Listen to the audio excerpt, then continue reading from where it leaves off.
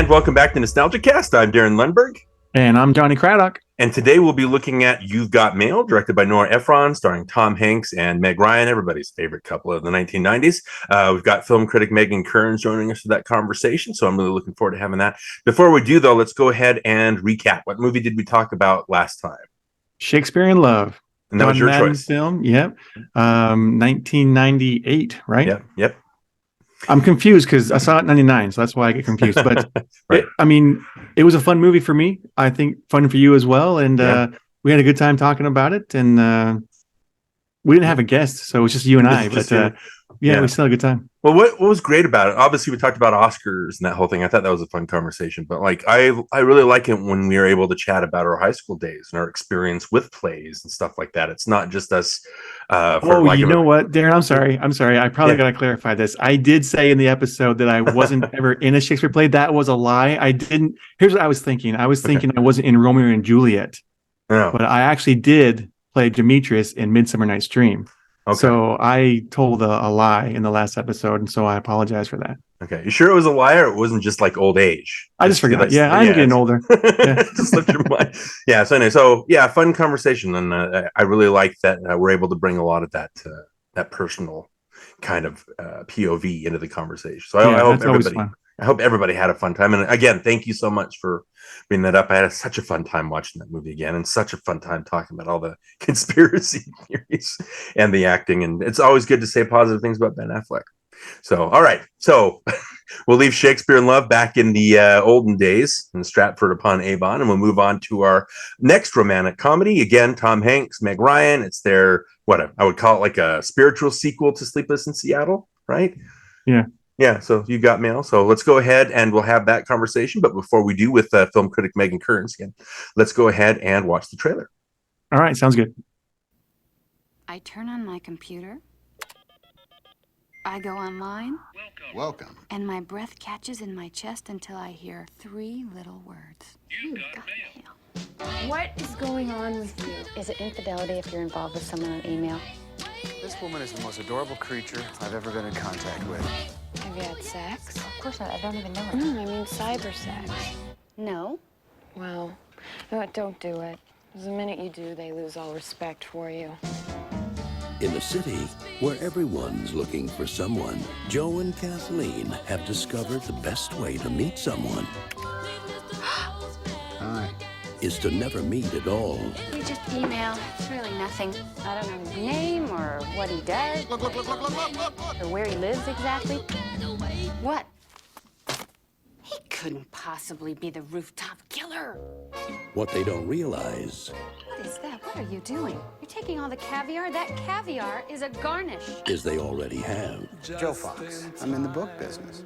I am in the book business. What should I have said? A man who has made my professional life a misery. Tell me something, really. How do you sleep at night? Fight to the death. In life, they're at odds. She's beautiful, but she's a pill. Online, they're in love. Do you think we should meet? Meat? Oh my God. I'm gonna say hello, I'm gonna have a cup of coffee, and then I'm gonna split. That's what I'm gonna do.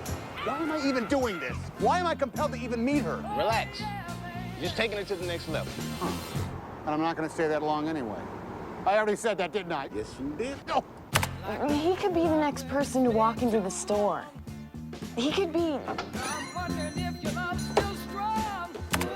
I please come up? No, I don't really think that is a good idea because I have a terrible cold.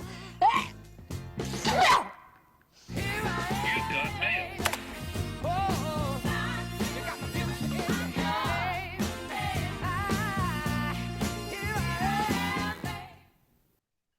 Okay, You've Got Mail, 1998, directed by Nora Ephron, starring Tom Hanks, Meg Ryan, one of the Reiners, Carl Reiner, I believe, Dabney Coleman, Dave Chappelle, got Steve Zahn in there, Heather Burns, Gene Stapleton, bunch of just like a murderer's row of actors. We'll be talking about this. But John, we wanted to welcome our next I want to say extra special just because this has been so long in the making, but she is the film critic for Edge Media Network. She is a member of the Boston Online Film Critics Association and the Galaga, the Society of LGBTQ Entertainment Critics.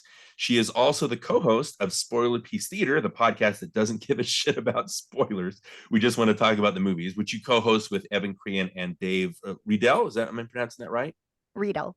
Okay, just want to be sure I overpronounced that. So again, Megan Kearns, we want to welcome you again, professional film critic, Megan Kearns. How are you doing? Hi. Yeah, Thank you. Thank you so much. That's such a nice welcome. I'm so excited to be here. Yeah, like I said, this has been a long time in the making. And like we always say, it seems like every guest that I've had on, like I've met through binge movies. which is so strange. Just this community that Jason has built, and just all these like-minded people that I built such good friendships with. And just a little bit of your and my history. I think he chose me to be a part of his last movie standing challenge. And so one of the things that he recommended was, I need you to talk to Megan Kearns. She'll be able to tell you everything that you need to know to get on. And I was like, oh, okay. So I heard you before. Like, I think the first time, like I got a list, like you've been on podcasts like the BOFCA, BOFCA, is that how you pronounce it? Boston Online Film. So you've been on that podcast, you've been on a Screen Fix podcast, you've been on Screen Run with our former guest, Lady Wan. You've been Crooked Table with our friend Rob. And like I said, Spoiler Piece Theater for years and years and years. But like I'd heard you on Binge Movies. I think your first episode with him was the Scarlett Johansson. Yes. Is that right? It was. Yes, it was. And you were the second female to show up in Binge Movies. Am I getting that right? After the Lady Wan. I don't know. I didn't think so, but maybe one of the first, at least, right? Because I know Lady Wan recommended you for that episode. She did, yes, because I was on Screen Fix first, and that's where I met the Lady Wan, and then and then she introduced me to Jason. Yes.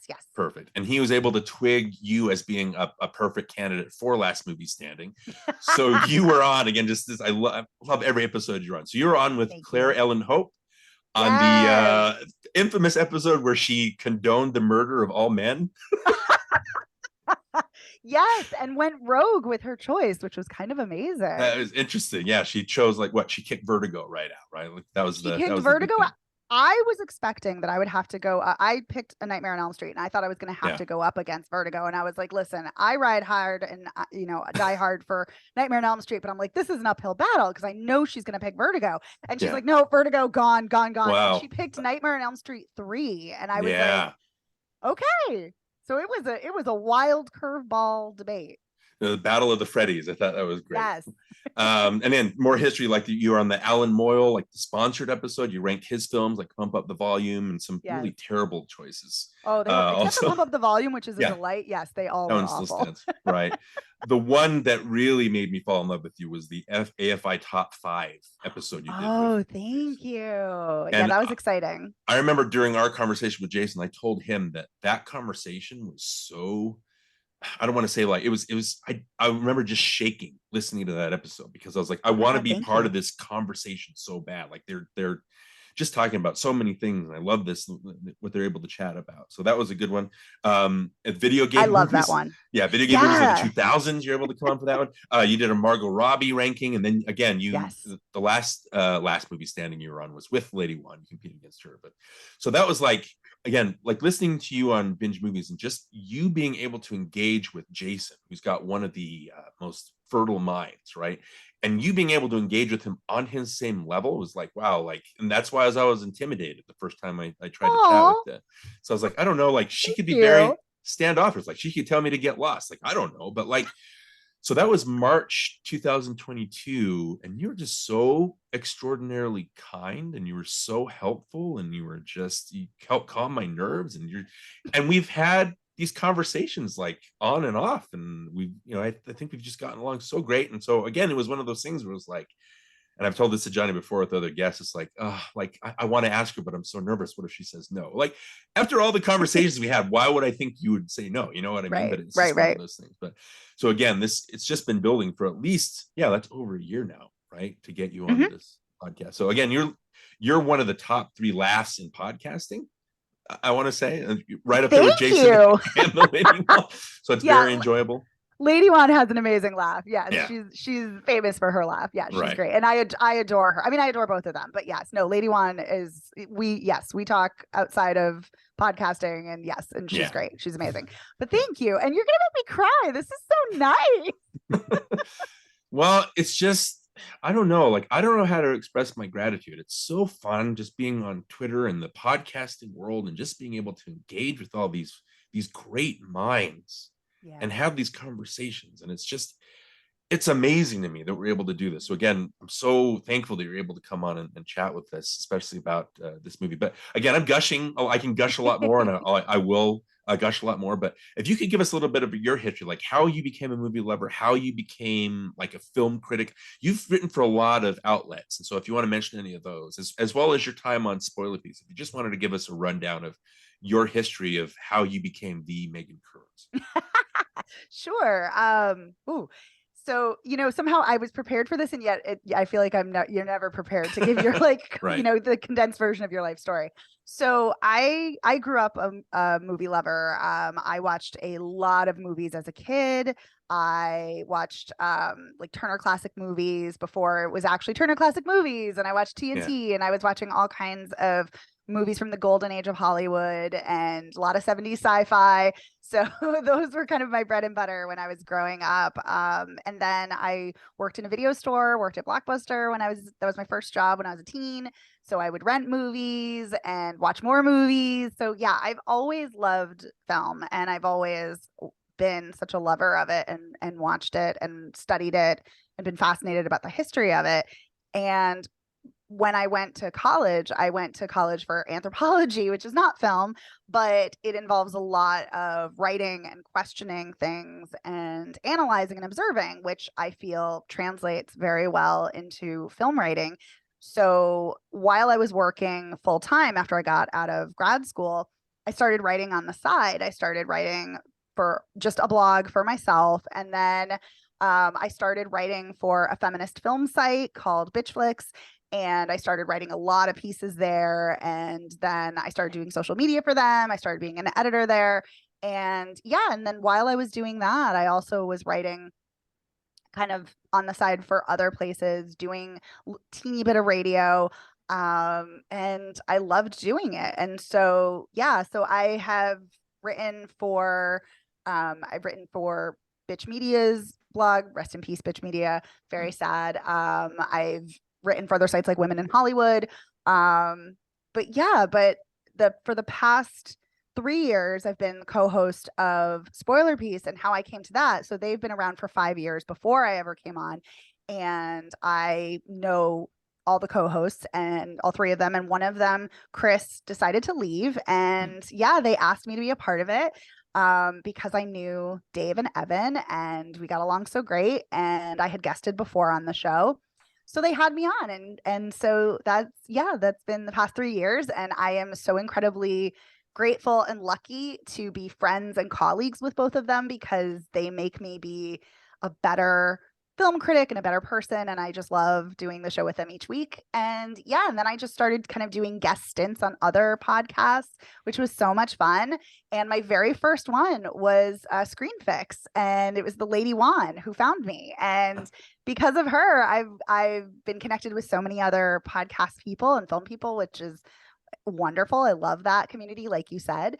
And I also started writing about 2 years ago. No, maybe 3. It is 3. I'm telling you, I've lost track of time. For Edge Media Network, which is a queer news and pop culture site. And I write for them, and I love getting to write for films. And that's the thing. I love writing about films. I love talking about films. So it's kind of the best of both, that I get to do both. And I think that's me. And here I am. Yeah. Awesome. Again, I would call you like a film scholar. I mean, your mind, and you're able to chat about so many.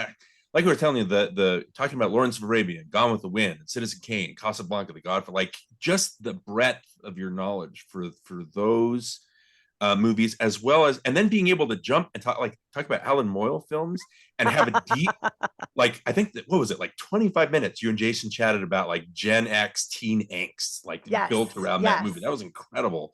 And then jumping into video game movies of the 2000s and being able to tackle video game movies with the same aplomb and the same expertise and the same love and kind of personal bent that you were able to tackle, like The Godfather and Casablanca, things like that, which again, that was the movie that you helped me.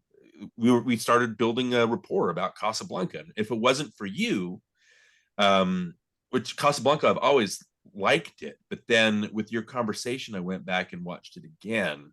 And then I think since then I've seen the movie maybe 6 times, just because I love that. I fell in love with it. I was like, this is so good. And you just have to, you have to look a little bit deeper into these movies. Yes. Right? To have those Yeah, that's kind of my philosophy on film in general. I think that art is very political. All art is political. It's all in social context. And so I do put a lot of analysis and thought into each film, whether it is, Citizen Kane or Casablanca or Tomb Raider, which I do adore. I love my video game movies, some of them. But yeah, no. So I love that you're picking up on that, and I love that resonated with you. Like that's so meaningful to me, because I love those conversations, and I don't like ranking films, even though, which I know is kind of funny because that's exactly what we do on binge movies, but. And like part of me loves that because I love a good list, but part of me is also like, oh, but not everything's great, but like I do love so many things from various genres, not something, more just because it's supposed to be highbrow as opposed to, something more, fun or schlocky. Right. I think a lot of the conversations these days are geared towards superhero movies because that seems to be the zeitgeist. And I'm so tired of talking about superhero. So it's so fun to be able to talk about other things instead of just that one particular genre. So Jonny, I'm doing all the gushing. Did you have any questions for Megan? Well, yes, I kind of want to dig into it. I want to find out what is it about Nora Ephron that you like so much? We talked earlier that you like Nora Ephron, because I have a different take on Nora Ephron. So let's hear why you like her before I tell you why I don't like her. Oh my God, controversy! I love it. I don't know if you guys can see it, but I'm in the middle of you. I don't know if that's the same on yours. That's how it is over here. Okay, too. I'm glad that I'm able to be the buffer, so there's no. The Nora Ephron buffer. Right. You're like, it's like a sandwich. That's right. Yeah. So yes, I love Nora Ephron. I have loved her my whole life. Well, since I was like 6 years old, which is when I saw When Harry Met Sally. And I adore that. That's one of my absolute favorite films. I think while the performances are wonderful, and Meg Ryan, we'll get into it because I know we're going to talk about the performances more. And I think she is such an underrated actress. Like, yes, she's gotten a lot of kudos and acclaim for her rom-com status, but she's done so many other films and other genres. And she's such a great comedic actress, but also such a great serious, dramatic actress too. But I think what hinges on When Harry Met Sally, while the chemistry is great, while the acting is great, while, of course, New York City is a wonderful backdrop, is the writing. The writing is at the core of it, especially for a rom-com. Writing is the bedrock of romantic comedies and really all films in general. So many films would be a million times better if they had a great script, and they really fall apart if they don't have a great script. And I think Nora Ephron is a really superb writer. I think she's really observant. I think she's really sharp. She's shrewd. She's really funny. At least I find her really funny. And she, observes things in a really interesting yet realistic way. And so I love her writing. And so I love that film. I love Sleepless in Seattle. I love You've Got Mail. Even the films that I don't like quite as much, like This Is My Life. That's still an interesting film. Silkwood, great film, great writing, along with some great performances. So yeah, no, I love her writing, and I love her perspective. And I think it's obviously a tragedy that she's no longer with us, but I think it's also a tragedy because we don't have someone like her with her voice and her keen observations within Hollywood for rom-coms. Well, before Jonny shoots his barbs, I just wanted to, When Harry Met Sally, just to throw in my tooth, I think that is one of maybe the defining rom-com of like the 80s and 90s, because I think so much of that rapport and so much of, you know, everything, like the language, and I think everybody's just been building off that. Like, and I know she didn't direct that one. I think that was a Rob Reiner movie still, but just her voice and just the way that the like Billy Crystal and Meg Ryan are able to latch onto that dialogue. I think it's a very influential rom-com. So that one's up there for it. But yeah, John, if you want to swing over to you then. Well, we have talked about Nora Ephron before on the podcast, and I think I mentioned that I wasn't a big fan of hers, but I will say I love My Blue Heaven. I know she only wrote that one, but I think it's a great film. My favorite script that she's ever written is My Blue Heaven. It's so funny and it's just so well done. And well, here's the thing with Nora Ephron that I have a problem with is it feels like when she's trying to be funny, it just comes across as like cringeworthy. Like whenever like I hear us laugh at the jokes in the movie, I cringe at it. And I'm like, oh, like that wasn't funny. Like everything that she tries to do that is supposed to be funny, it falls flat for me. And I don't know why that is. So it's hard for me to like get excited about her scripts, even though I agree with you, you need a good script. And I think, you know, yes, the movie it's not bad, but like there's just so many times where she's trying to be funny. Like stop trying to be funny and just let it be funny. If it is, it will be. If it's not, don't force it. And I guess that's what it is. I feel like she's forcing it, and I feel like a lot of these situations, they're so coincidental and it's so happenstance, and it's so like really they walk past each other like that, and they work in the same area, live in the same area, they go to the same parties. I was like, come on, you know, how unbelievable is this, you know, script? So it's just those kind of things that kept happening that I kept going, I don't believe it. Interesting. I would that say happens a lot with her movies for me anyway. That is, you know, if it doesn't work for you, it doesn't work for you. I will say as a counter, it's the Upper West Side at that time. And yeah, the communities in New York are very small, especially intellectual communities, which is what she was kind of commenting on and using her own life as a jumping off point. But I hear you. That it could feel unbelievable. Okay. Well, it's the same thing with like the writing, and we'll talk about it. Like in a rom-com, it's so important for the chemistry between the two leads to work. Otherwise, it's a failure. Like one of the examples I use, and again, I'm sorry for people, but How to Lose a Guy in 10 Days. Like I couldn't stand McConaughey or oh my gosh, I'm forgetting her name. Kate Hudson. Kate Hudson. Yeah, Kate Hudson. Right. I couldn't stand them in the movie, and so the whole point was just lost. The whole feel was lost for me. So, but you know, obviously Hanks and Ryan are a little bit different, but I just think that the chemistry is so important. And to buddy cop films and all that's really, you're talking about a script, Megan, but then you also need actors that can kind of latch onto that and have that chemistry. Yes, but I do love How to Lose a Guy in 10 Days. Like I said, I know a lot of people. I think that was just in my can't McConaughey do anything besides his light Southern drawl? Like do something else, man. I think maybe that was it. But anyway, so if we wanted to seek again into You Got Mail, as Johnny kind of already mentioned, so each of our individual histories. Megan, what is your, again, like I feel bad because when we were trying to decide on a movie, like the first thing you said was like, well, I think I've got one, but I'll come up with two others just to give you some leeway. And then when you wrote back, you were like, well, You Got Mail is my choice. And I was like, well, if you just said that, I would have just said this. Well, I feel bad that I made you go through all of that. What were the other two? I don't remember the other two that you were going to pick. I think there was a bunch. Yeah, I had like 8 or 9. Oh, okay. Yeah. What were some of them? Oh God. Do you want me to? I can look it up. Well, I just am curious because I didn't get to see that list. Oh, I just assumed you did. Oh, Johnny, I feel bad now. No, I think I've got the list somewhere here too. Oh, I've got it right here. Do you want me to read them, or do you want to? Oh, go I ahead? have it too. Okay, yeah, you go ahead. Titanic, Silence of the Lambs, The Piano, Scream, Eve's Bayou, and The Matrix. Oh, okay. All good choices. Yeah. Thank you. I thought so too. Yeah, I think the reason, like The Matrix is one that we wanted, but we've already got somebody that wants to talk about it, so I couldn't. Fair enough. But yeah, You've Got Mail. You said probably my top choice. Like, so yes. I was like, well, let's do You've Got Mail, right? So your history with the movie, how did you fall in love with You've Got Mail, and what has been your history since? If you want to just let us know, and then we'll tell you our histories. Sure. Well, I saw it when it came out in 1998, and I loved it, and I watched it a lot, and I continue to watch it at least every year, if not a couple of times a year. So I have seen it countless times, and I like I said, I loved it immediately. I love When Harry Met Sally the most, for rom-coms as well as for Nora Ephron films, as well as for, because even though you're absolutely right, Nora Ephron did not direct it and she co-wrote it, it's so based on Rob Reiner and her friendship that it feels like she kind of co-directed it, even though she didn't. Yeah. It feels so much like her film and there's so many of her touches in it.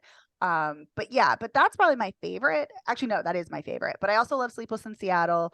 I also love You've Got Mail. And so, yeah, but I've rewatched it more and more and more. And the more I watch it, the more I fall in love with it. And the more I pick up new things every time I watch it, which is wild to me. Yeah, just watching it again, I picked up on a couple new things. I thought that's really neat that we can still do that. But Jonny, what was your history with You've Got Mail? Did you see it in theaters? Is it a DVD rental? Yeah, I really don't remember. I'm pretty sure I saw it on a rental, but I don't remember when I saw it or even why I saw it. But I know I'd seen it at least once, and I saw it for the second time just tonight. So it's still kind of a new movie for me, even though I'm aware of it and I know what it is. I just never really, bothered to watch it over the years. Yeah. Okay. This Nora Ephron, so I try to stay away from yeah. It's kind of she's kryptonite. Even though you like My Blue Heaven, Jonny, so that's points right there. So that is such a good movie. My gosh, I know, right? Got to be one of my guiltiest of all pleasures. Just everything is just so. And she wrote that because her husband wrote Goodfellas right around that time, and so she wrote that during when he was researching that. She did her own research and came up with this gangster comedy. Anyway, so gushing about that. But so my history, if you got mail, so obviously it came out Christmas '98, and I think I was dating my soon-to-be wife around then. And so naturally, on a date, you're going to take your girlfriend or boyfriend, whatever, you're going to take them to a rom-com. So and obviously Tom Hanks and Meg Ryan. This is their third collaboration after Joe versus Volcano and Sleepless in Seattle. And Sleepless in Seattle, again, very formative romantic comedy, made a huge dent. And so naturally, they're in another movie, I'm going to go see it, right? And so I remember liking it. But the thing with You've Got Mail is it's become a mainstay for me. Megan, I don't know if you have this. Do you ever have a movie or a song that you put on when you're writing just to get you in the mood for writing? I do. So You've Got Mail is one of those for me. I just love I love the dialogue. I love the way some things are written. So when I'm writing something, whether it's a tweet or when I used to write try to write screenplays or stories or things like that, I would always have that on just as a guide, because if I have this good dialogue and good character work in my ear, then obviously it's going to translate to what I'm writing on the page, right? So yeah, this is a movie that I think I've memorized every shot. And so it's just, when I think of rom-coms like Tom Hanks and Meg Ryan, like we're talking about with the chemistry, I think they're one of my faves, like Hepburn and Tracy. And I think they're up there with that. They're just so good. But I guess before we go into our conversation about You've Got Mail, I wanted to ask both of you about the Shop Around the Corner. Just to give you my history of Shop Around the Corner, really, it is my favorite rom-com of all time. And we'll go into if you guys had seen it. But again, what is it? 1946. I believe is when it came out. It's got Margaret Sullivan, James Stewart in it, obviously. Actually, no, 1940 is when it came out. But let me formulate my thoughts. Megan, have you seen Shop Around the Corner? I have, and it's great. And it's great. Is there anything in particular that you like about that movie? Yeah, funny enough, I don't love it as a rom-com, even though, of course, it is such a seminal rom-com. I love it just as a film about coworkers and found family. And I love the relationships that all of the coworkers have with each other and how they all kind of come together and rally around each other. And it's just their banter and their connections really spoke to me and just I found really lovely. And kind of the romance was nice, but it was kind of like a nice cherry on top. But for me, it was really all the other connections that were happening. And plus Lubitsch, I mean, come on, he's was a great director, of course. Yeah, that Lubitsch touch. I know that I saw You've Got Mail before I got around to Shop Around the Corner, which is interesting. But Jonny, what about you? Have you seen Shop Around the Corner? I have not seen it, but I did watch the trailer on YouTube. So I've seen the trailer, which, by the way, was interesting. Yeah, not what you'd expect from a modern day trailer, but yeah, interesting. Yeah, old trailers are strange. So anyway, so it is and Megan, you hit on it. The reason that I love the movie so much, and again, I watched it last night. I've seen it maybe a dozen times, right? Because some movies I watch obsessively, and others that I love, I'll go revisit every now and then. So if I had to, I know Megan, you talked about making lists, and I've mentioned I hate making lists. I can't. It's so hard because The So problem hard. is I can spend 2 days making a list, and then 2 days later, my sensibilities will change and I'll have to do it all over again. Absolutely. Right. So if I were to make a top 10 greatest films of all time, me personally, I would arrange them by genres, just so I have best romantic comedy, best horror film, best action movie, best drama, that kind of thing. So what's funny about Shop Around the Corner is every time I start it, I have the literal thought of, why is this my favorite rom-com? Like, what is it about? Like, because it doesn't hit me immediately. And so every time, like, why would I rate this in my top 10? And the thing with the Shop Around the Corner is that, like you said, it's that family. Over the course of the movie, I fall in love with every single one of those characters, and they have such a wonderful, rich inner life. And they feed off each other. And Matichek, when he tries to commit suicide, that's what rallies everybody. And it's, you know what I mean? And it breaks everybody and kind of breaks down their walls, right? Megan, you raised your hand. Was there anything you wanted to say about that? Oh no, that was just I'm sorry, that was not me raising my hand to say something. That was like, that moment. Okay. Too much. It's good. Right? So again, I know it's great. Pepe and Matichek and what is again, I'm bad with names. The like Hugo is his that's Hugo Matichek, that's the friend. Who's the friend that he hangs around with? Pirovich, right? So he has the inner life, Pepe has the inner life of Vadas, who turns out to be cheating with Matichek's wife, you know, that kind of thing. They all, I don't know, like they just seem so real, and I just know them by heart by the end of the movie, right? And I can smell the leather in that shop. Like I can feel how cold it is outside. It's just, I don't know if it's that Lubitsch touch, but it just permeates that feeling.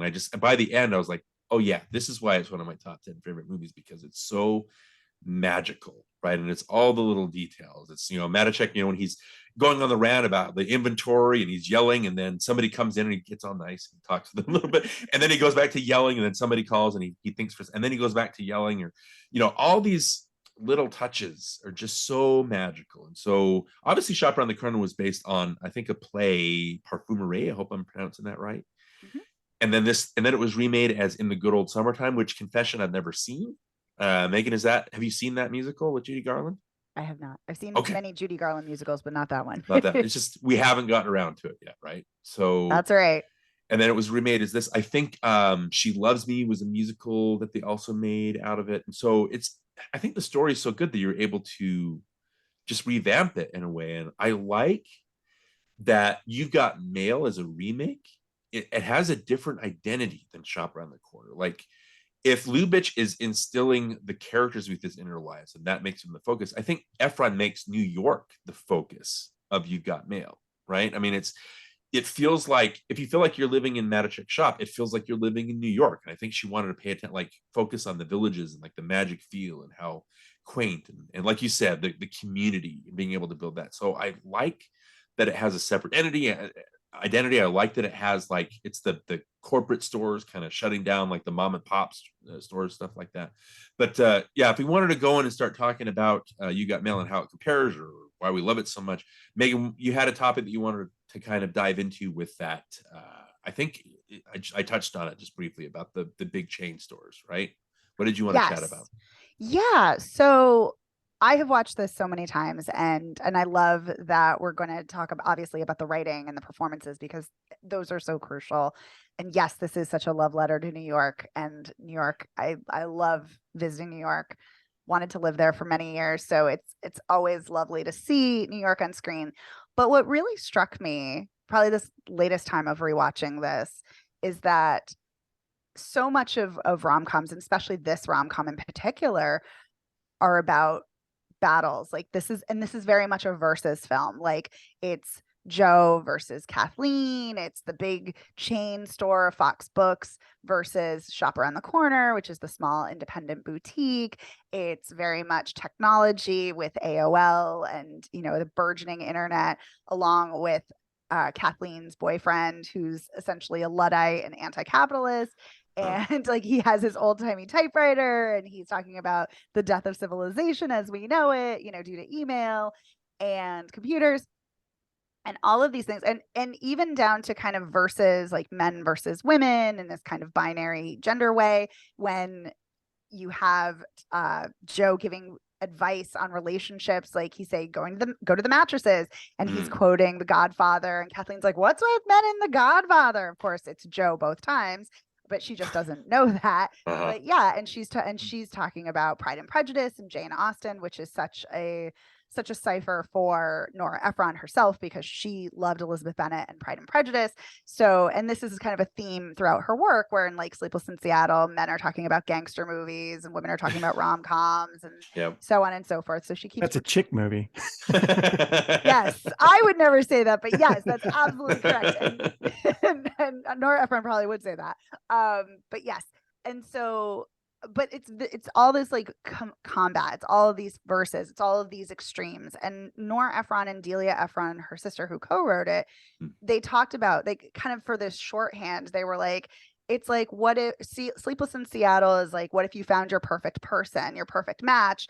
And this was like an unofficial sequel to that with returning actors, Tom Hanks and Meg Ryan. But it's kind of like, what if the person you met was not the perfect person, but what if they were a Republican? And that was like their pitch, because it's like, what if the perfect person is not actually perfect for you, which I think is interesting. But to me, that's not really even though that is what's happening on the surface, to me, what this is about is, when you peel it back, when you really dig deep, this is really about connection and about kindness. Because throughout the film, Meg Ryan as Kathleen is talking about the death of her mother and how that impacts her and how she misses her mother terribly. And she turns to Birdie, played by the wonderful Maureen Stapleton, who's like a mother figure to her.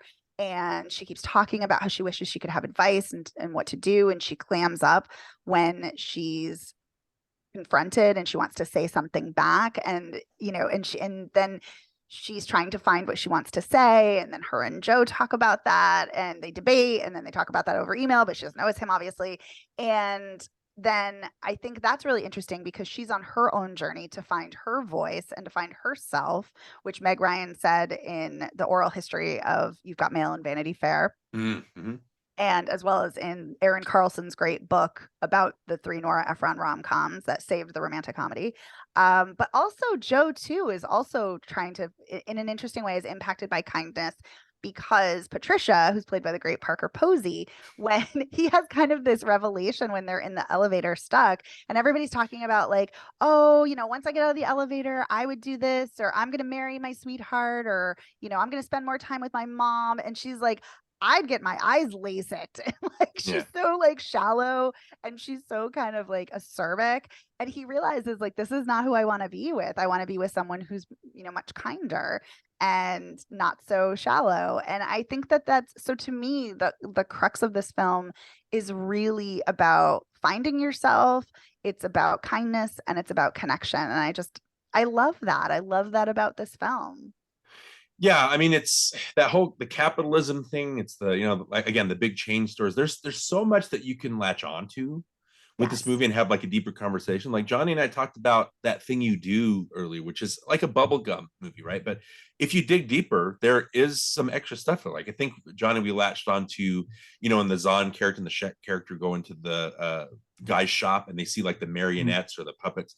And then that's what the wonders end up being. They end up being puppets, right? And so it's interesting seeing, and like they're like being marionetted across the stages and world fairs and things like that. But not world fairs, state fairs, but like there are deeper meanings here. I just don't know if like, I don't know, Megan, is the capitalism thing, is that something that should be dived into with this? Or is this just a movie that should be like just surface level, just fun romantic comedy stuff about connections? Do you think that is a deeper meaning that should be discussed?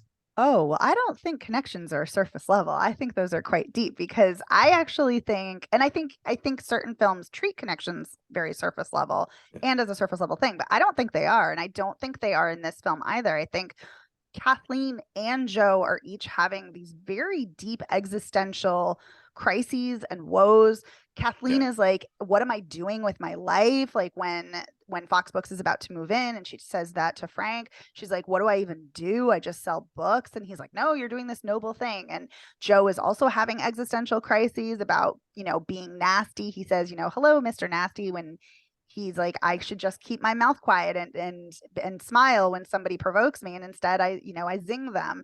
And so they're each having these deep internal thoughts about what their life means and what they want it to be, which I think is really complex and really how real life is.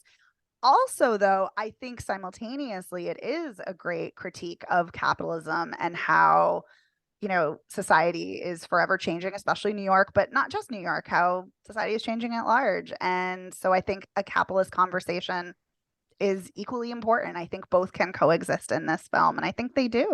Right. Well, I misspoke. I didn't mean to say that the connection was anything, was just surface level. I didn't mean to say that.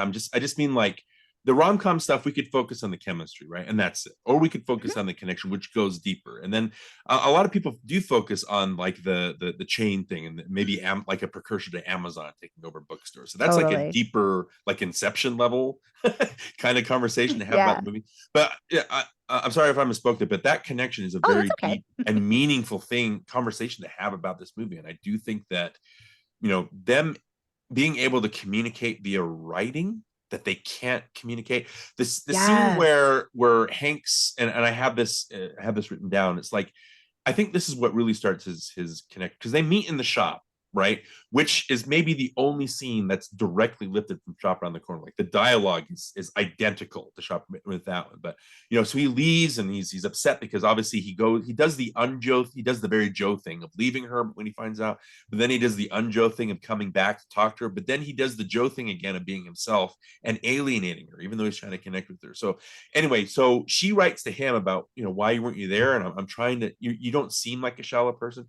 And there's that scene where he's coming up with excuses, right? Like, oh, I was trapped in an elevator. I'm in Vancouver, you know, stuff like that. But then he erases it and he calms down and he becomes sincere instead of just. Yes. And so that helps him to focus. It's all about trying to find that communication to be honest. So what I love, like with the writing, is them writing to each other, like you talked about, Megan. Him writing to her makes her be braver in what she's saying. She's able to fight for the shop, right? Yes. And her writing makes him more empathetic and makes him more kind, right? And so if I was to compare Shop Around the Corner to You've Got Mail, I think that's where You've Got Mail one up Shop Around the Corner, because like, yeah, you're right. Like it's a rom-com, but it's a little deeper and it's a little more than that. Just it's not a light and frothy movie. But there's only so far that the movie goes. The Stewart character and the Sullivan character are kind of, they don't go as deep as they do in this movie. So I would think that the improvement from here to Shop Around the Corner is how they have that dichotomy and they have that character growth. I don't know. Would you say that this is one of the few movies where it has co-protagonists, that it's not just one? Because I think they both feed into each other, and they're both, you know, one's not the enemy. They're both kind of each other's enemy. They're both kind of each other's heroes, that kind of thing. What do you think about that, Megan? Yeah, no, they definitely feel like they're on equal footing. I don't think this is the only film like that, because I also feel like When Harry Met Sally, they're very much on equal footing too. But this one, I feel like you get a little bit more equal footing, because I feel like we get equal time with both of them in their respective separate lives, which is really nice, because you get to see where they are in their lives, but you also get to see the growth and how the interactions between them, both the confrontational ones as well as the more raw and intimate ones through their anonymous letters, how that changes them. So I think in that way, it's interesting how they're very much on equal footing, which is also very refreshing to see. Although Joe does have the kind of creepiness of not being completely honest, because he knows for a very long time that it's Kathleen who's the you know, his pen pal. But I don't want to be like, aside from that, they're on equal footing. Yeah, well, I want to come back to that topic. That's what I want to talk about. But Jonny, what do you think about, do you think of this movie as a co-protagonist movie, or do you think of this as like one's like more prominent than the other? No, I would agree with that. I think they are co-protagonists, and I think that works for this movie. I actually like the fact that they do establish each character in the beginning. You get to see her side of things and his side of things, and you kind of like go back and forth. I do enjoy that aspect of it, and I think that works for this story. So yeah. Okay, so with the writing too, I'm going to be using some other examples, but this conversation that we're having about co-leads, like two other examples I can think of where it starts out being co-leads, but then they kind of separate. And I want to see if you guys agree with this. The first movie I think of is Cheaper by the Dozen, the remake with Steve Martin in it. I feel like at the beginning of that movie, it's Steve Martin and it's Bonnie Hunt. And I feel like they're co-leads of that movie. I don't know if either one of you have seen that movie, but I've seen. Okay. And then Megan, what about you? Have you seen? I have not. Okay, so but it starts out with Steve Martin and Bonnie Hunt being like they're the mother and father of this family, and they make these decisions together. But then at a certain point, it stops being about them making, and they get in a fight, and then we follow Steve Martin's character, and Bonnie Hunt becomes like she fades into the background, and so I was like, oh, well, I was enjoying them being co-leads, right?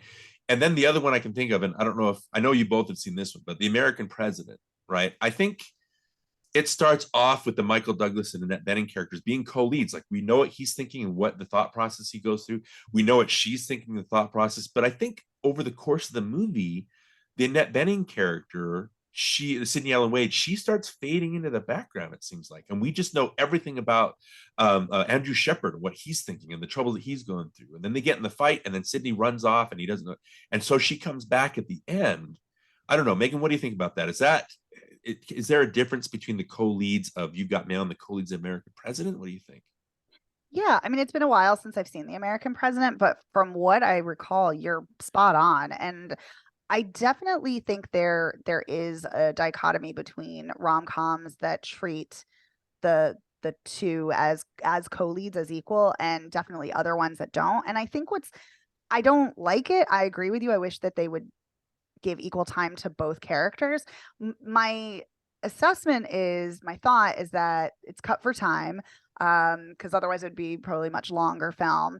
But the other reason is that it seems like a lot of times when rom-coms do that, it's because they want to, and they tend to focus on the guy because it's the guy who needs to change or needs to grow up or needs to overcome something, whereas they initially started on equal footing, but then it's like the woman's over here and she's, all in or ready for the relationship, but that's the guy who has to overcome something.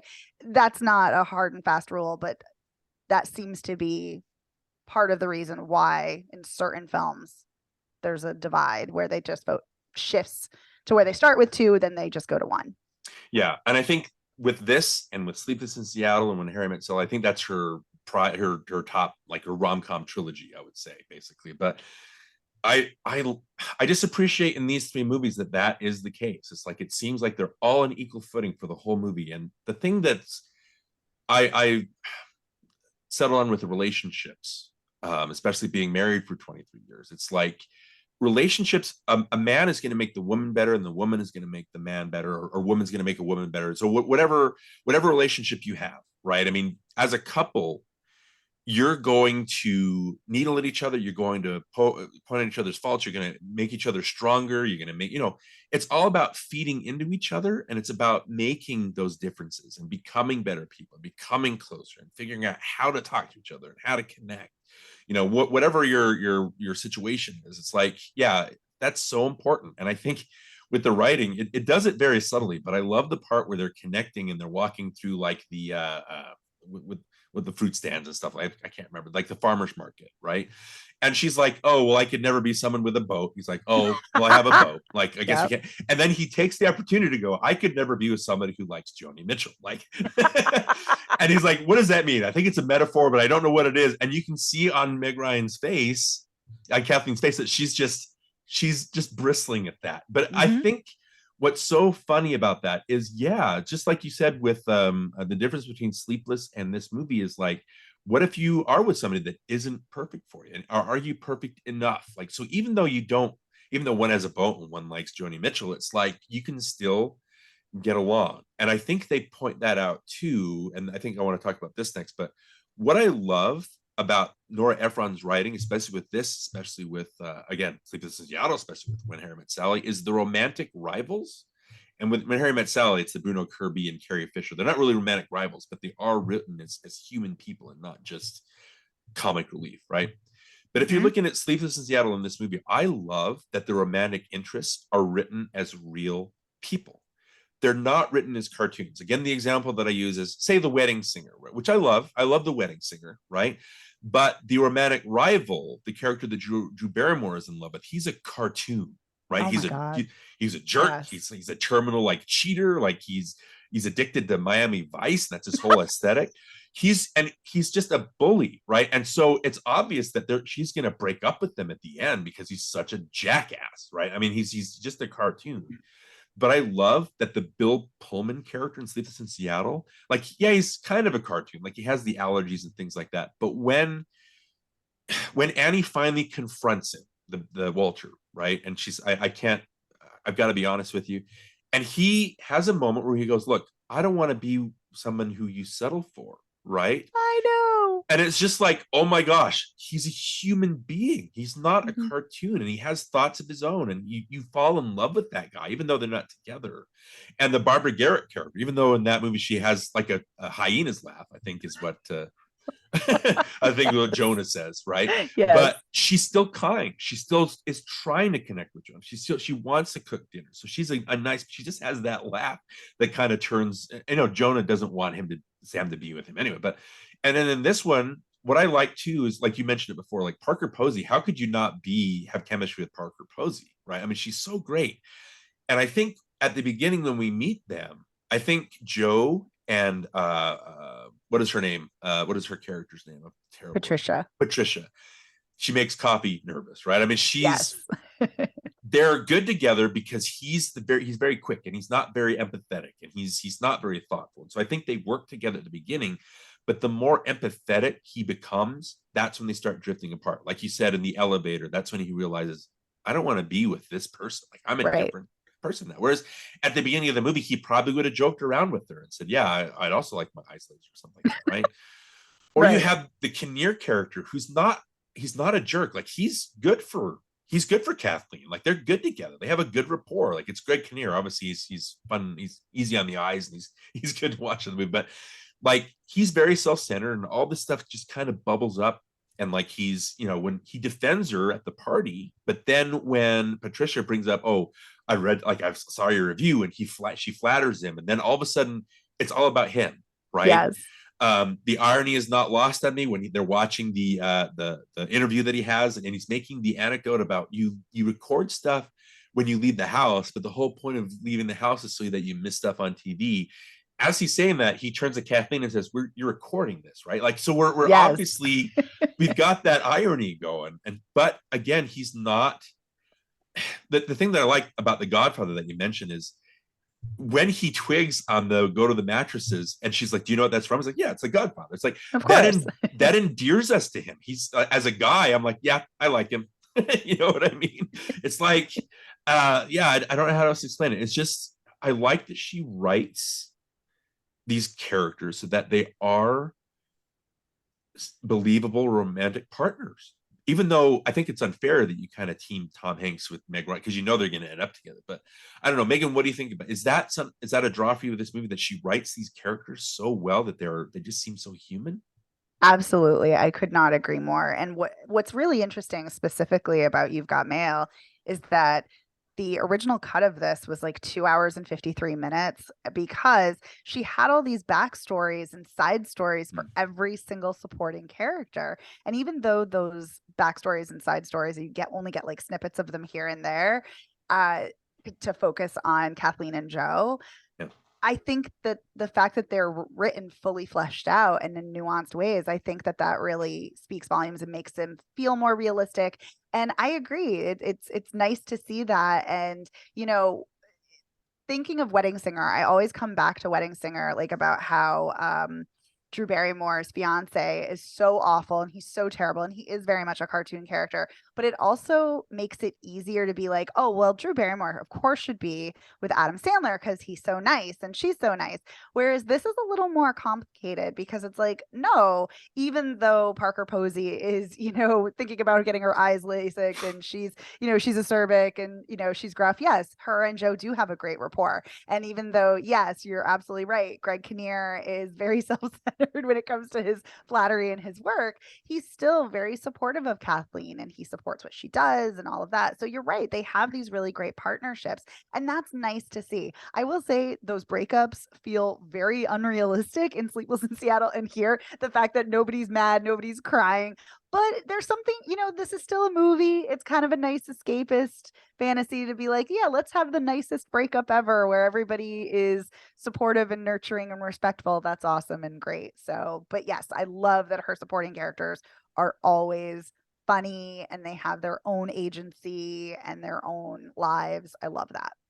Okay. Jonny, what do you think about, do you writing wise with the characters, is that something that that is a standout for? What do you think of the character writing? No, I think their writing is I think it's mediocre. I wouldn't call it, I don't think it's good at all, really. Like everything she writes for me it doesn't hit me in any kind of way at all. It's always like, well, that was weird, or that was dumb, or that was stupid. I never think, wow, that was a great line, or wow, that was awesome. It's always like, what? You know what I mean? Like, maybe it's just me, but, and also I was going to say this about the supporting characters.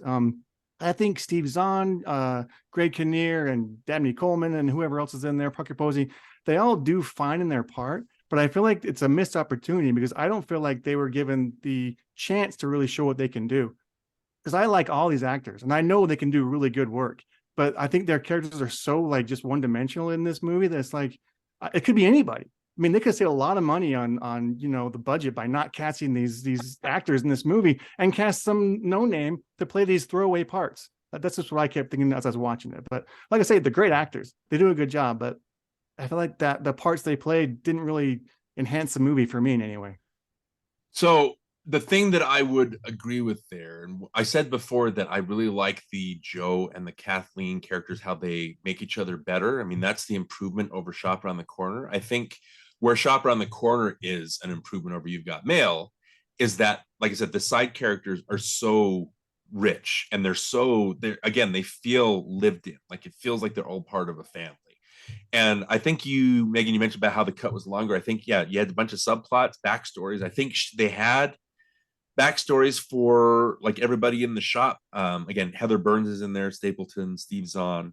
I misspoke before. I thought it was, for some reason, I thought that the elder Fox was a Reiner, but it's not. It's John Randolph. But anyway, so you've got him, you've got Dabney Coleman in there. I think the difference is Jonny, you're right. It's like Steve Zahn, I think they try to give character, but there's not, for me personally, I don't feel like they're alive as much as they are Shop Around the Corner. Like obviously Dabney Coleman has a bigger part, but Steve Zahn, he's like dating and he mentions about his rent and things like that. But I don't really know who they are, like other than how they exist in the shop. Well, like I was saying, I just think they're better than the part they are playing. I think they could have done a lot more with it if it was a richer part, or if it maybe some of those scenes should have been kept in. Maybe it would have been a better movie. Or better for them anyway. Yeah, Steve Zahn especially is like when he's there, but then he disappears, and then they talk about him like when he starts working at Fox Books, but you don't see him again.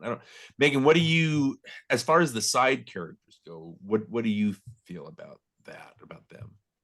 Yeah, so I definitely get what you're saying, Jonny. I do.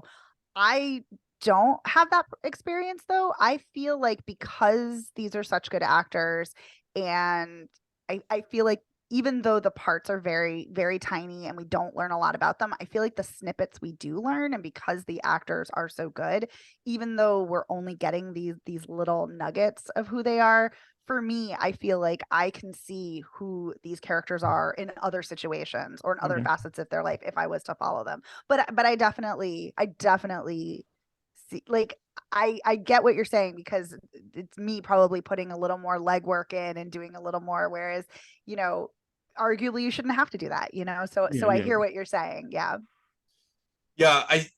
So when you refocus, like again, Shop Around the Corner, I'm not going to say it's the deepest movie ever made, but when all these supporting characters have stuff to do because the Stewart and Sullivan characters aren't so front and center. It seems more of an ensemble with them as kind of more leads. But here, when you focus on Hanks and Ryan, I think in the edit, they decided that's what they wanted to focus on. It's like, if you had all those subplots, I think in Shop Around the Corner, like you mentioned, Megan, it's about that found family. It's about them all rallying around each other. Each character, you need those lives. You need them to be alive. You need them to be real people, right? But when you do this, it would have been way too busy. This movie did not need to be 3 hours, right? I don't necessarily need those, like the extra stuff, but it is kind of strange that you would cast a Steve Zahn, but he doesn't. I don't think he has a line when he makes me laugh. Like, it's Steve Zahn. I was like, oh, this would be great, and he's just there. So I don't know. It's just I'm glad that they sacrificed that, because I'd rather focus on the Hanks Ryan stuff. And before, I don't know, Megan, if you had anything like that, you in particular, little details that you love about the writing, like just a couple things that I wanted to mention is I love that it keeps doing a juxtaposition of, so they write each other a letter and they walk to work, and then it shows Kathleen at the bookstore and how she's dealing with her morning and talking with Heather Burns or anything like that. And then it cuts to Hanks talking with Dave Chappelle, and it's about how he's reacting. I like when later, after their date is over, it cuts and you see like Joe talking to the Dave Chappelle character about how it went and how she could be a real bitch, you know, that kind of thing, and that reaction. And then it cuts to the bookstore about how, oh, he stood you up. So there's that juxtaposition. They have like a Christmas party. They each have the Christmas party that they're part of. And you have like the extra stuff with Hanks's, like his soon-to-be stepmother, like putting the moves on him, stuff like that, which is kind of that's a strange addition. But I like that. Strange. I like I said, when they're writing to each other, they have a good back and forth, like a barbs that they shoot at each other. But when they're reading their letters, I think there's a real poetry to their letters. And again, you can have a poetry when you're writing versus when you're talking to somebody. That stuff. I like that. When Joe goes to the bookstore for the first time, he has a line where she's asked him about stuff, and he goes, "You've made me feel," and then he trails off, right? And this is one of the things that I noticed. It's like he just said, "You've made me feel." Like, that's his character arc, right?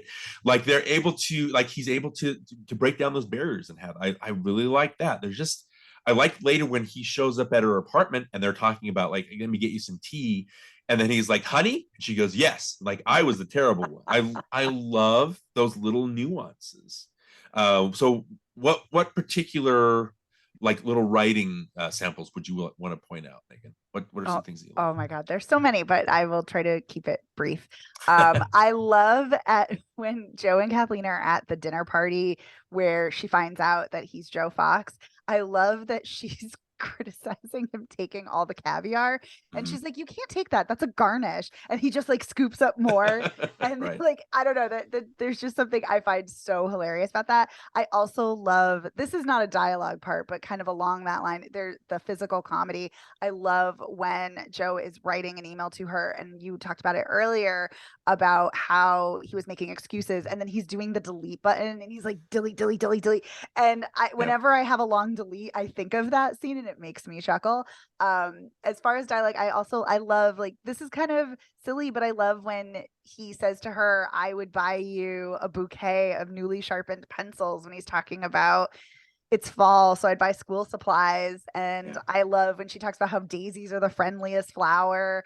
But one of my, I mean, there's like so many like cutesy lines that I just love.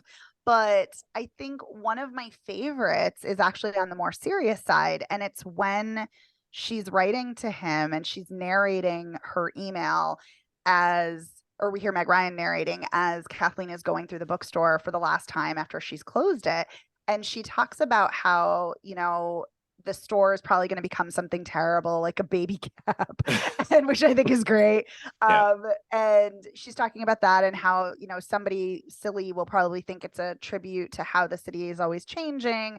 And she's like, I know that because I would have said something like that too, or I'm always saying things like that. And she's like, but the truth of it is I'm heartbroken and I feel like a piece of me has died, and I feel like my mother has died all over again, and nothing can make it right.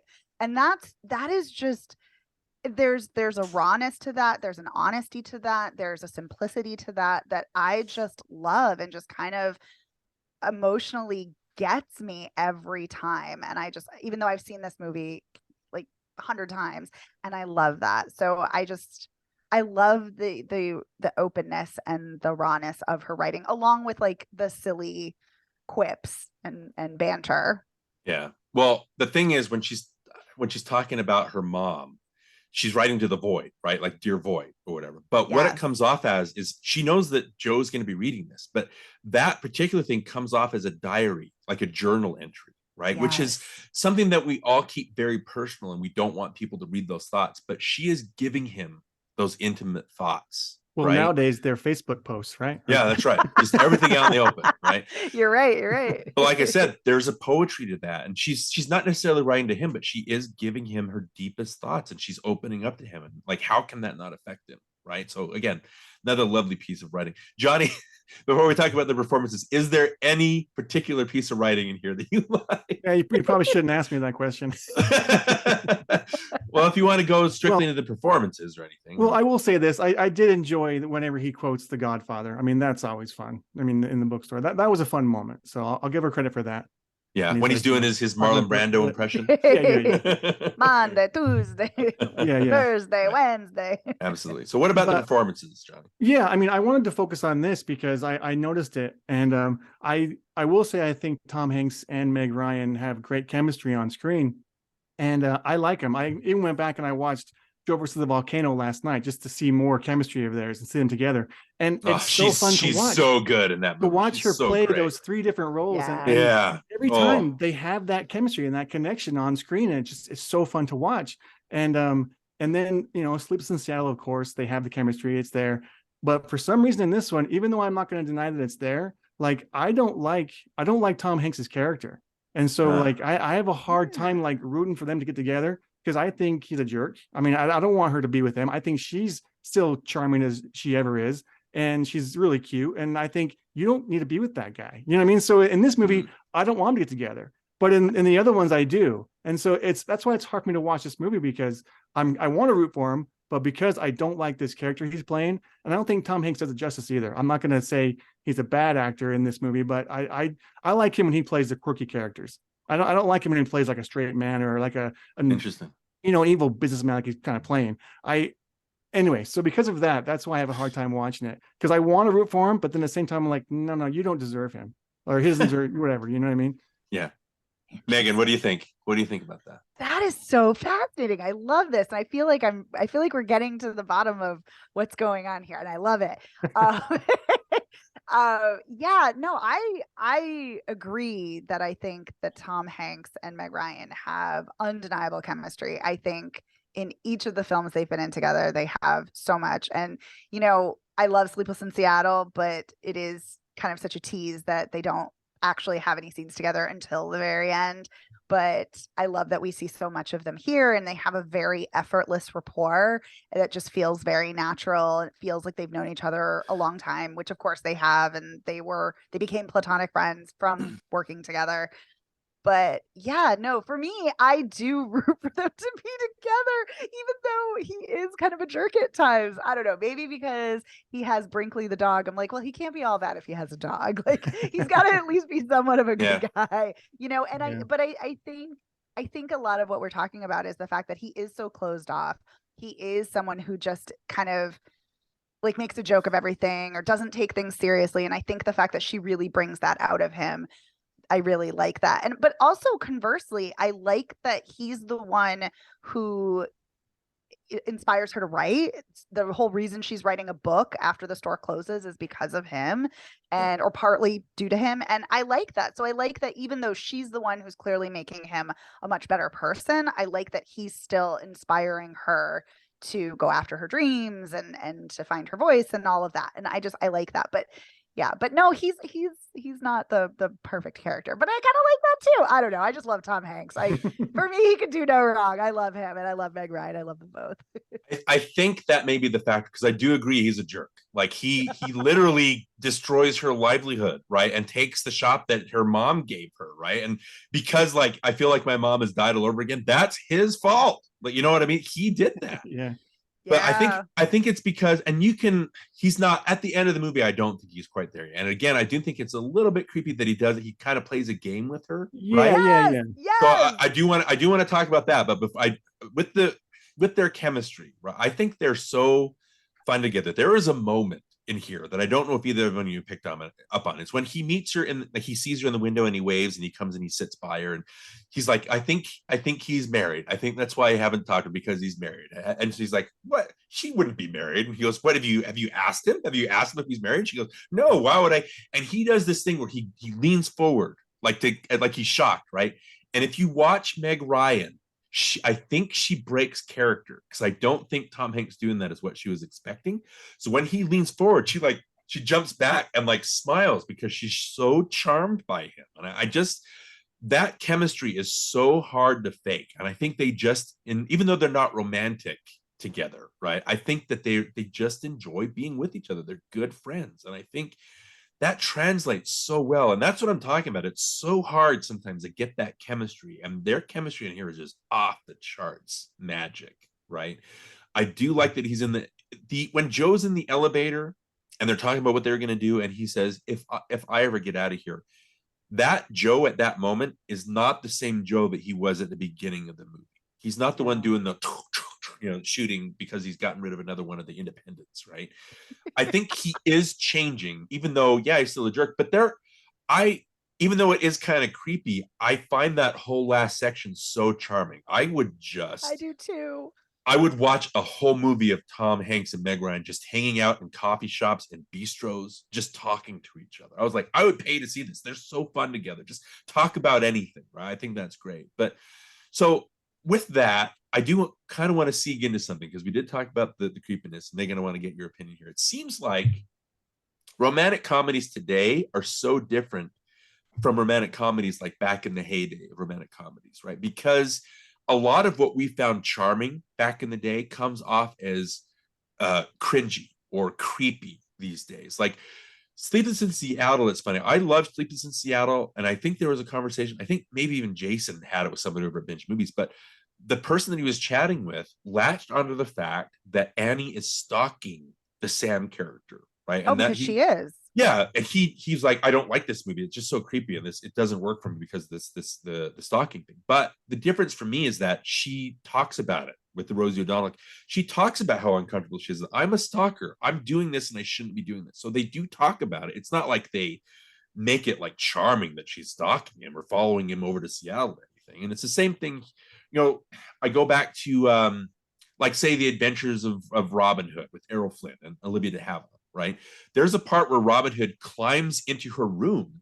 And I remember listening to a podcast going, oh, Robin Hood's a creeper, right? Like he's so creepy. And to me, it just seems like if people's attitudes towards romantic comedies were the same today as they were back when my parents started dating, I wouldn't be here. You know what I mean? It just seems like an interesting, because I don't know what romance is anymore. Like what is too creepy? What is in here when Joe goes to see Kathleen at her apartment, she says, I don't want you to come up. And he comes up anyway, right? But Megan, for you, is that a creepy move? Is that something that he shouldn't have done? Is that being too forward with her? What do you think about this whole romantic comedy situation between now and back then? So yes, I think that when she says don't come up and he comes up anyway, yes, that's creepy. He shouldn't have done that. I am a big proponent of consent, and that to me is what's appealing. That to me is what makes me feel safe, makes me feel comfortable. And I think that, yes, we have a shifting lens now, whereas there are more conversations about consent and about, stalking and about predatory behavior and abuse and things like that, and things that are manipulative, and that, yes, that Hollywood is glorified throughout the years. And I think that conversations around those topics are important. I don't think, though, that means romance is dead, because there are still lots of rom-coms. Like, there have been numerous headlines throughout the years, like, oh, rom-coms are dead, rom-coms are over, rom-coms are no more. No, rom-coms never went away. They morphed, they shifted, they went underground, they became more indie, but they're still here. I mean, there's the Priyanka Chopra Jonas movie, Love Again, opening this weekend. There was J-Lo's Marry Me.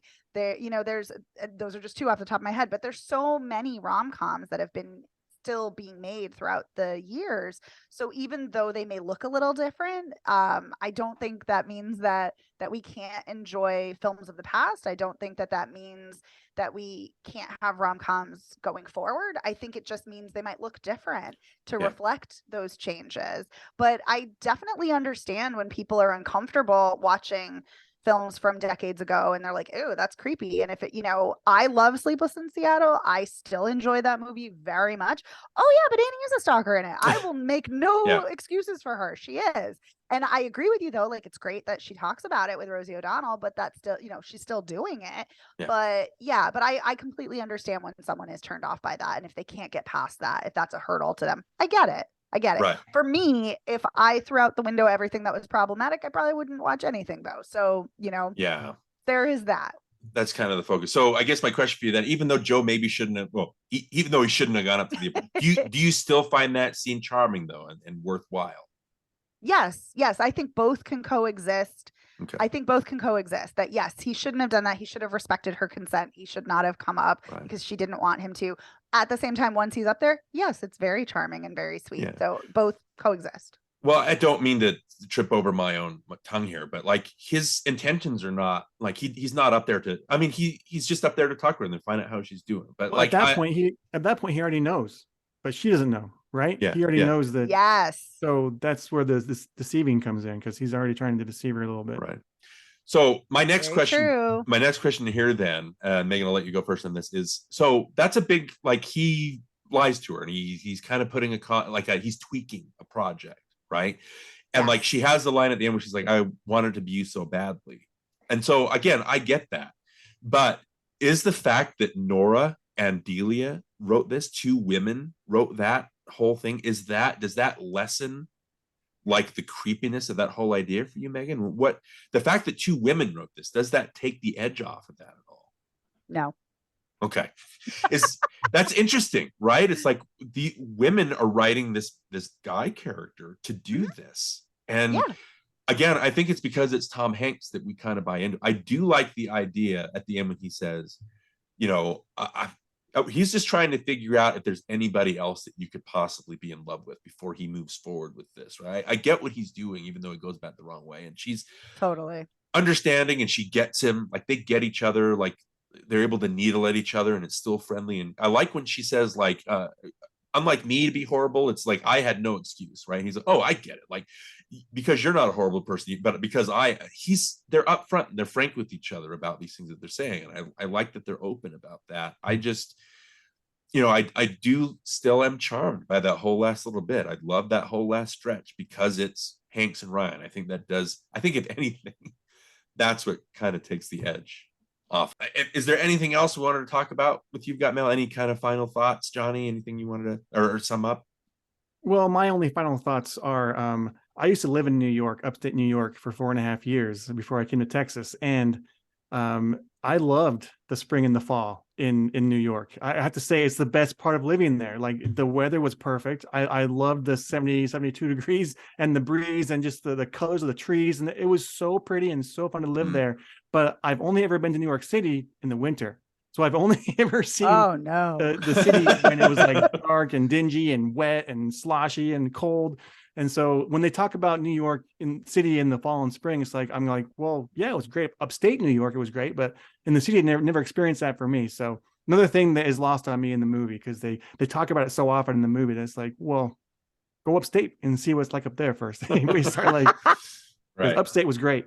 Yeah. And then Megan, just to give you, we've all had our New York experiences. My family, like when I'm an only kid. And so during the summers, my mom would ship me off to New York where my family lives. And so I'd spend summers out there. And it was mostly either Brooklyn or Manhattan is where I would spend time. And then I had an aunt that lived in Albany. So it's just really nice. But as far as New York goes, the top of my head, a lot of times, like you think about, say, Big with Tom Hanks, how they treat New York in that movie. You know, he's in his motel room and he's watching a movie with like shots and gunfire, and then he turns off the TV and there's still gunfire and shots going on in the background.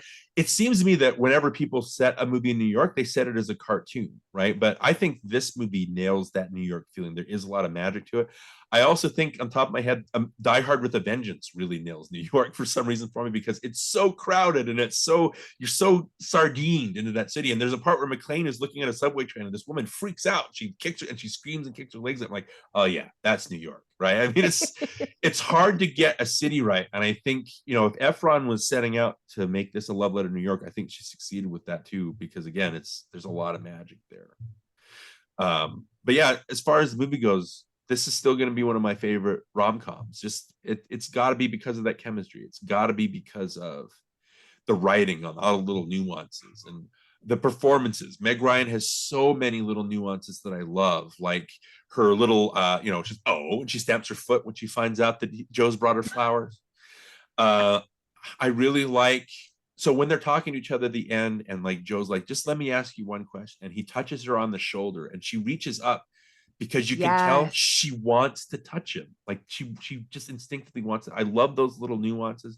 There's all these little pockets of magic, even though the side characters aren't, they kind of show up and then they fade because you're focusing on the romance. So I don't know, just I think it still works its magic on me, and it's still a movie that I'm going to revisit, even though it has a lot of uncomfortable things in it every now and then. But Megan, for the final word, what about you? Like, what makes You've Got Mail worth remembering? Like, what is it about this movie that you're going to jump off this podcast and stay up and watch it again? I mean, what is it about You've Got Mail that you love?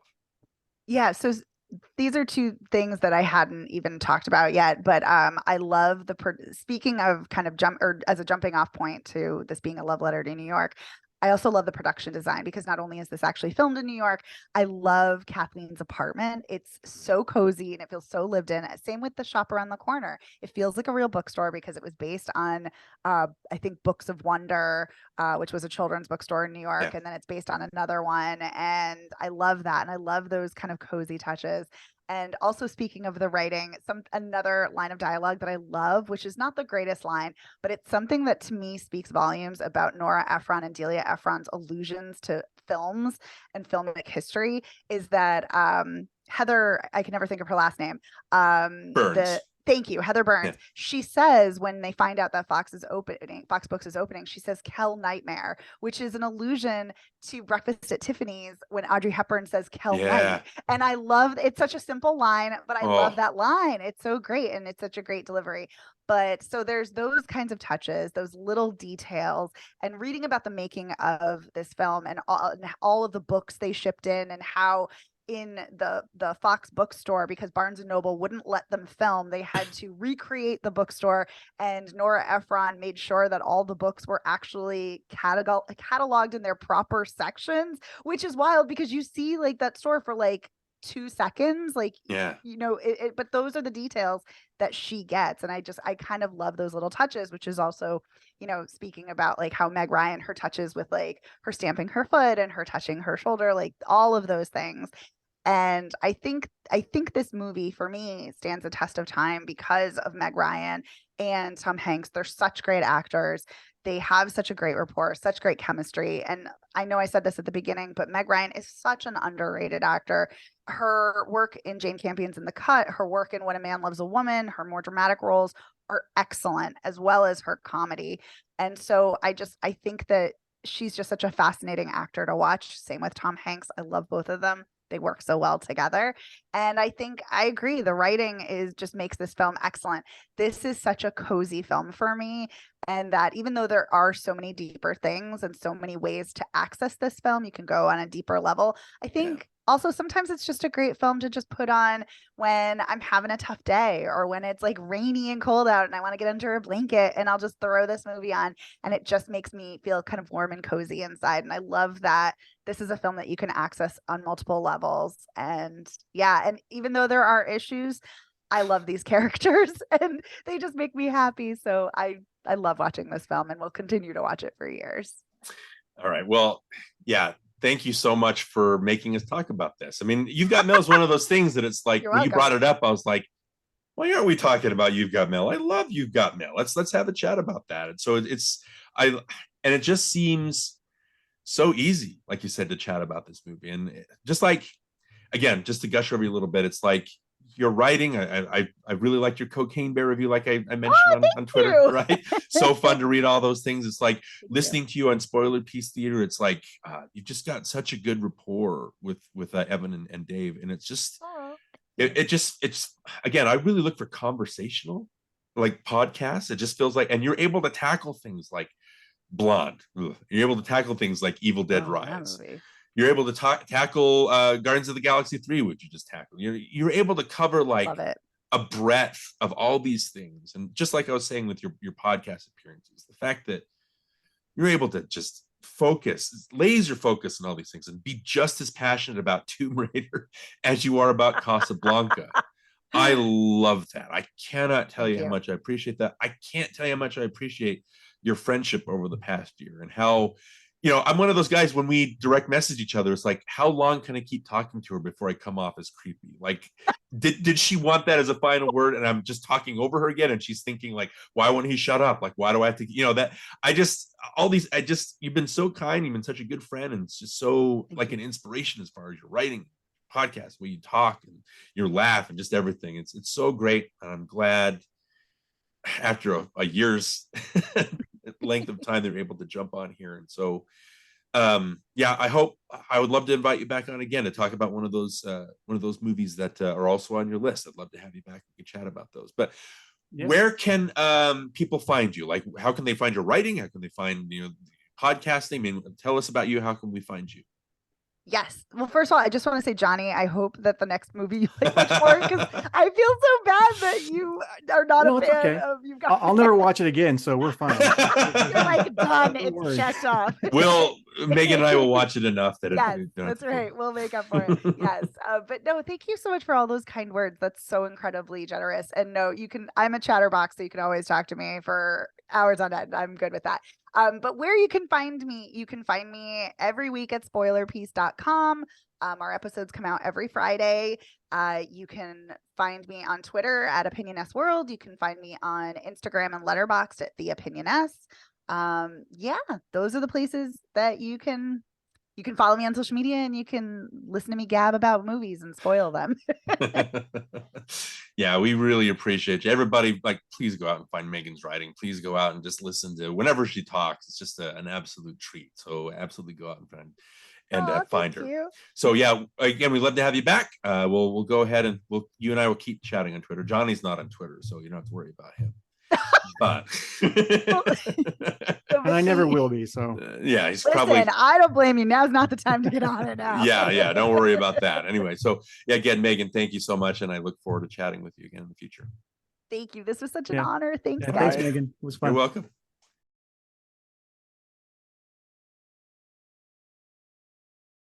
And welcome back. Again, we want to give a big shout out and a big thank you to film critic Megan Kearns. Again, such a fun person to chat with, and she's been so great getting to know her and reading all her reviews and listening to Spoiler Piece Theater, and she's just she always brings her A game to every conversation. I'm glad we're able to do that with You've Got Mail.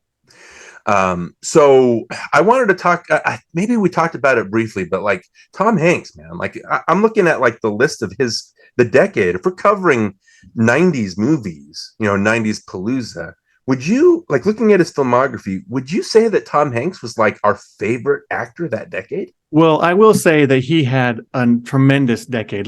Everything he did, except for maybe one or two, he was having hit after hit after hit, and he just dominated the decade. And so I would say it belonged to him, maybe him and Tom Cruise, but Tom Hanks definitely was, I would say, one of our favorites. Yeah. So 1990, we'll start there. He had Joe versus the Volcano, which is a cult hit, but it's a favorite of mine.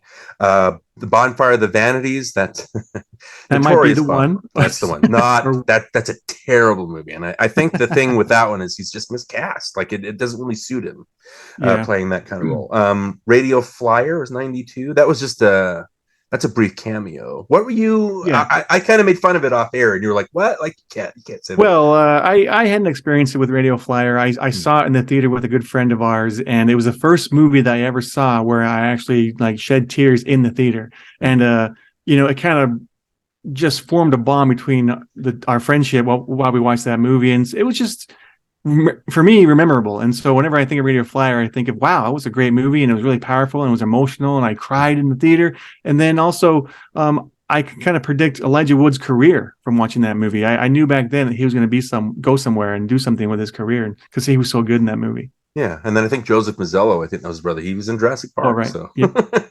League of Their Own, 92. Yeah. That's got to be one of my favorite Tom Hanks performances. Yeah, I love that one. Love 93, Sleepless in Seattle and Philadelphia. That was his first Oscar. And then before we get to Philadelphia, what do you think about that one? Well, Philadelphia That movie bores me. I have a hard time watching that movie. Yeah. But I mean, powerful performance, but still, I just find it boring. Well, it's weird because I remember them really like publicizing that and pushing it as, oh, this is what life is like with AIDS in the 90s, right? You're going to get the gay like POV, and this is what life is like. And then it just ended up being like a courtroom thriller. Like they're in the courtroom for the whole time, right?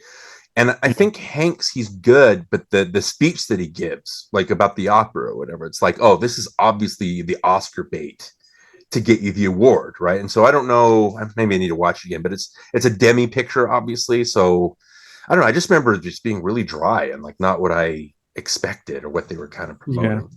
Yeah. So Forrest Gump, obviously we talked about that with Gareth.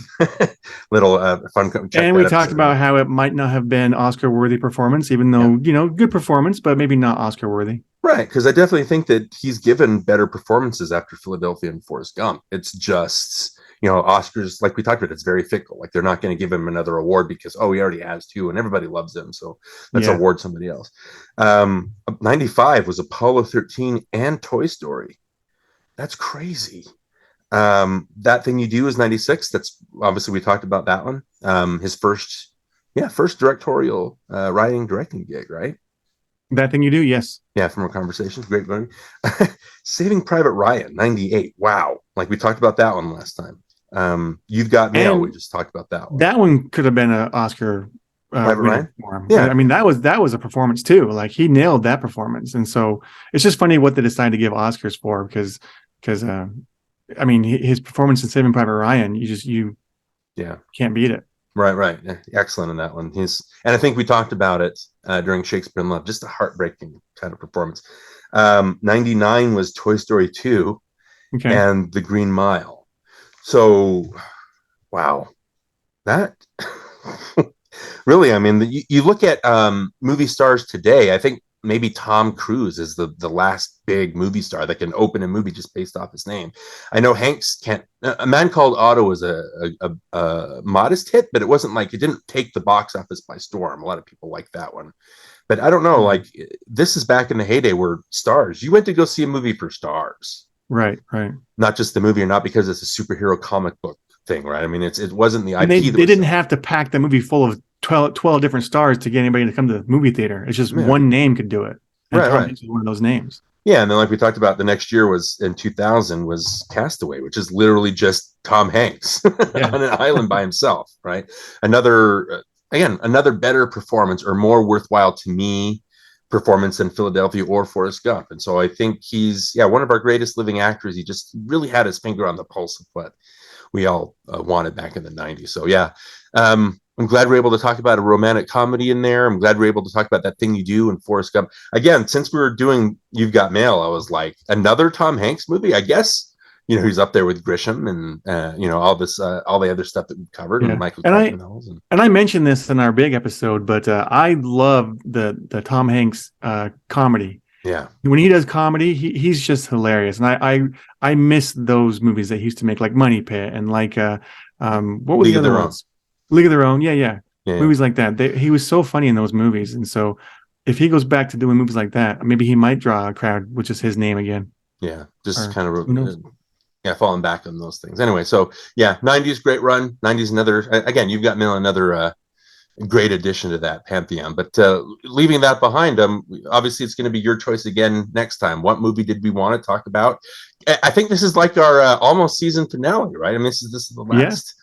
Well, let's see the last movie we're going to talk about, so we could call it the finale, but I had to pick a big one, and so I went with The Matrix. And you have a friend you want to bring on, so go ahead and introduce your friend, because it's his favorite movie. So who's it going to be? And so it's Robert Yanis Jr., a good friend of ours who was on for An American Tale. When you mentioned The Matrix, I was like, I know it's your choice, but like, we had that conversation. It's like, that's Robert's favorite movie. If we can get him on, I'm sure we'd have a great conversation about, what that means to him. And then a great kind of put our three heads together and just really not nitpick, but like really dive into that movie and what it meant. Yeah. And I thought The Matrix would be a great closer for our season. So why not? Well, if you're looking at it, like Pulp Fiction was that defined the 90s in a lot of ways. And I think The Matrix kind of defined almost every blockbuster that came out of that, after it. So to close that out and close out the decade with something like The Matrix is just, yeah, that's a good choice to talk about that. So yeah, again, a good friend Robert Yanez Jr. will be joining us for The Matrix for our semi-serious season finale. But yeah, let's go ahead and talk about that. That'd be a great time. All right, sounds good. Okay, so for NostalgiaCast, I'm Darin Lundberg. And I'm Jonny Craddock. And you've got mail. That's what I was going to say. All right.